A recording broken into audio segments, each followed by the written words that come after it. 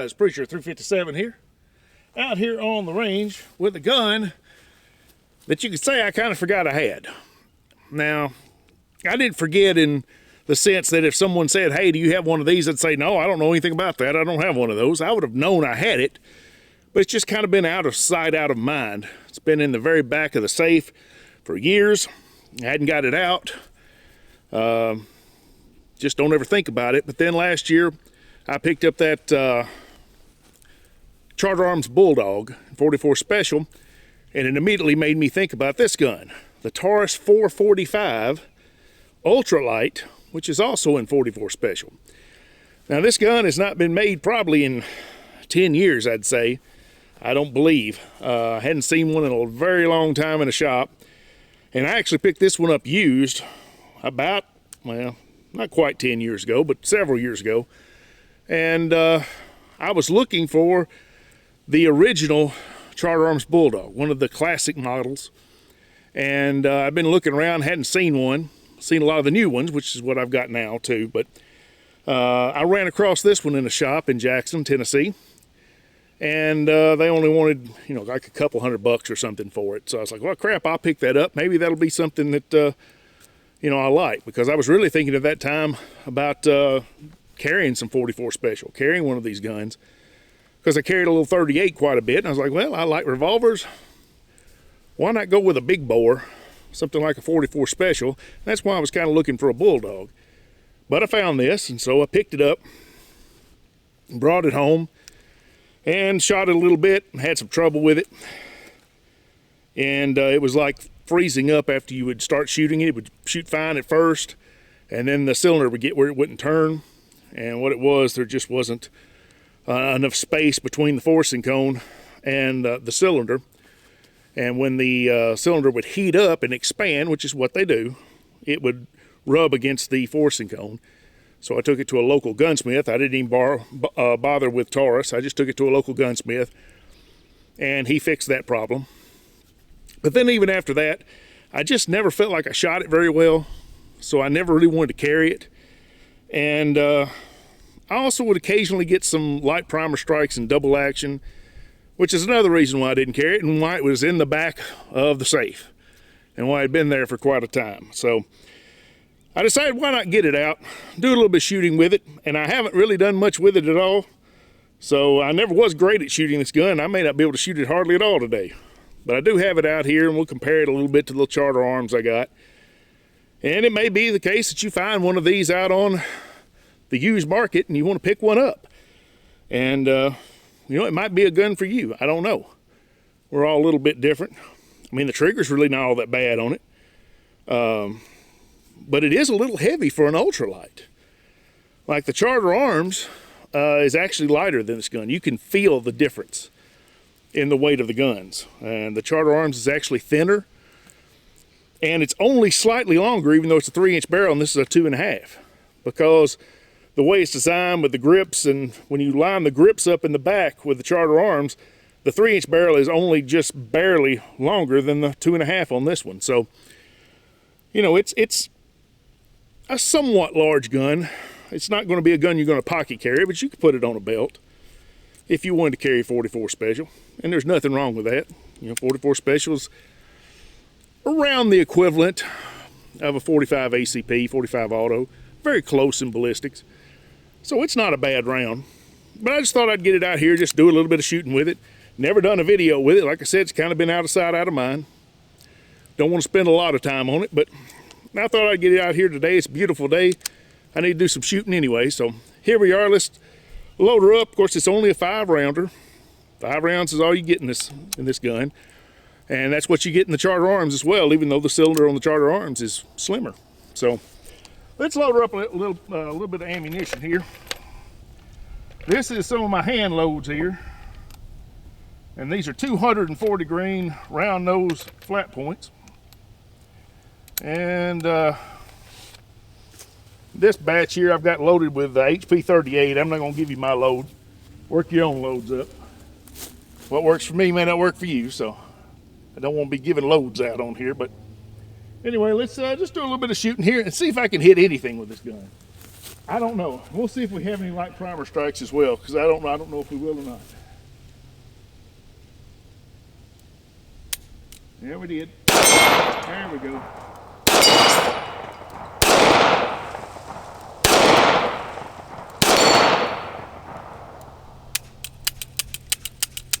I think they all went off.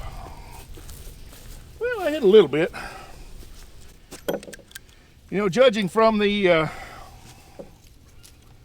target when I put it on paper, it's shooting a little bit high. At least it was at 7 yards, which that's all it was in the intro there. And when I shot on paper, I was shooting at 7 yards. Usually I shoot about twice at it. Well, about 12 yards. So I knew I couldn't shoot this gun very well, so I moved in a little closer. And the group didn't look too bad, but it's at 7 yards, single action, and it was not impressive. So let's try the cowboy here. Try a double action again, see if we still have that problem. Well, I missed the cowboy and hit the target at 80. Where am I going? Where am I going? I guess I'm going high. I'm really not sure, but I think you can see why I didn't really feel like carrying this gun. I've never been able to get the feel for it. I'm not going to say it's the gun's fault. We just may not mesh. I don't know. We'll try it single action, see if I can do it.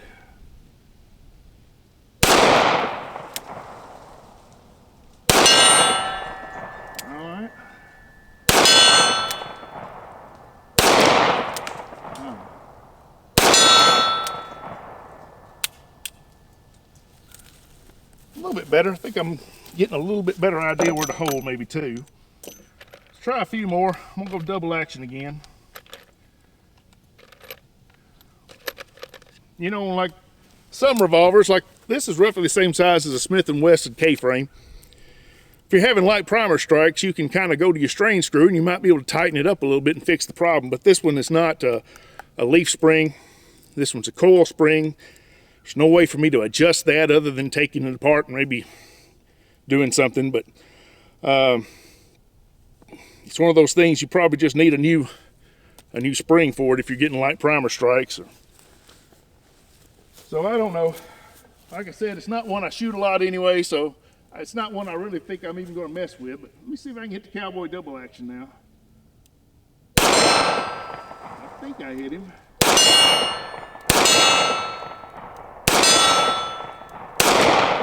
Well, missed the last one. Yeah, a little bit better. A little bit better. Nothing to write home about. I tell you what, before I do any other shooting, I'll just get the Charter arms here and kind of line them up like I was talking about, where you can kind of see, line the bottoms up here. You can see there's not a lot of difference in the length of these two, even though the Charter arms is a 3-inch. And I think you can probably see the cylinder on the Charter arms is a little bit thinner too. So have to give the advantage to Charter arms on that. One thing though is the Taurus does not recoil as bad. It's got a little bit more weight on it.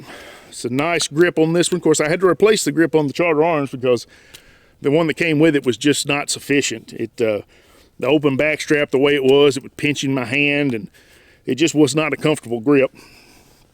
So I put a Hogue on it, which made it a lot better. So this had a better grip coming from the factory. And it is a little more comfortable to shoot than the Charter arms. All right, as I always do, I'm gonna waste some ammo. And I'm gonna shoot over here at 180 and see if I can hit it all, which I doubt seriously. We're talking about a 2.5-inch barrel with 44 special, which is not a very high velocity round anyway. I'm pretty much going to be trying to lob these in. It's like a mortar attack over here. Well, let's see. No.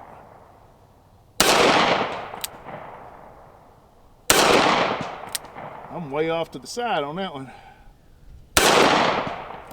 No, was that 5? Don't know where that one went. I think that was 5. This is not a long-range gun. And though I know a self-defense gun, there's no reason to shoot at 100 yards. I really like a gun that I can shoot at 100 yards. Because if you're able to hit at 100 yards with a gun, you can hit at the ranges you need to hit. That just shows you how easy it is to shoot that gun. And, you know, it's just one of those things. I like to stretch out and challenge myself a little bit, but this gun here is going to be one I'm going to struggle to hit anything out there with. And you know, I can even take my little 642 that I call Smitty, my Smith & Wesson. They call them hammerless, but they're not hammerless. They're concealed hammer guns. And I can hit that 100-yard target with it. Maybe not every round, but I can hit it every so often at least. All right, I'm gonna try this one at 80. See if 20 yards makes a difference. Well, I hit something. I may have been the chain. Well, what do you know? I hit that rascal, didn't I? Can't believe that. That's a little short. Alright. No, may not get her again though. There's all of them. Nice little flinch there though. Well, I'm gonna shoot one more cylinder and I'm gonna call her done. Really not much to say about this gun. If you like 44 Special, maybe it's something that you'll like. I'm not saying that every one of them's gonna have light primer strikes like this one does. This one probably just needs a new mainspring on it. Taurus will probably send you one for next to nothing, I would imagine. But anyway, there she is, guys. Taurus 445 Ultra-lite 44 Special. 44 Special is a cartridge I really love. But I'm just not sure I love this gun, but it is a good looking gun, I'll give it that.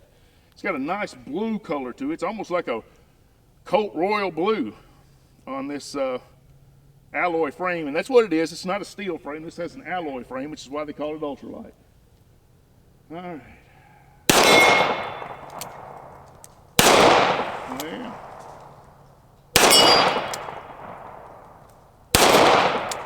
Well, hit something.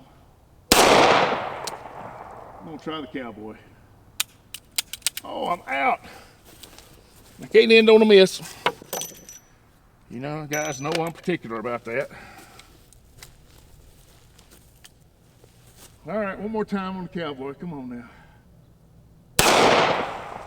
It's gonna be one of them days. It's gonna be one of those days. Things just ain't gonna work out. Try again. Get over here so I can get a good bead on it. There we go. All right.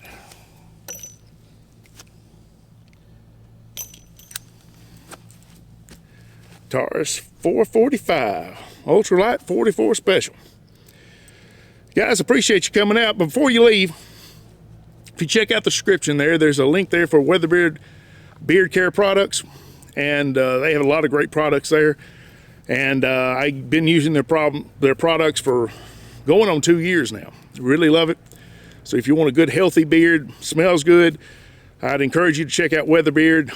If you use the link there I've got, they'll even give me a little bit of the proceeds to help me buy guns and ammo. If you would, I'd ask you to support the Tennessee Firearms Association, as well as the GOA, the Gun Owners of America. I have links there on my description for both of those groups, and I don't get any kickbacks from that. I strictly support them and encourage you to do so because I believe in what they do. So if you would, check out those links there. Guys, I appreciate you coming out. God bless you. Y'all take care of yourselves, and we'll see you next time.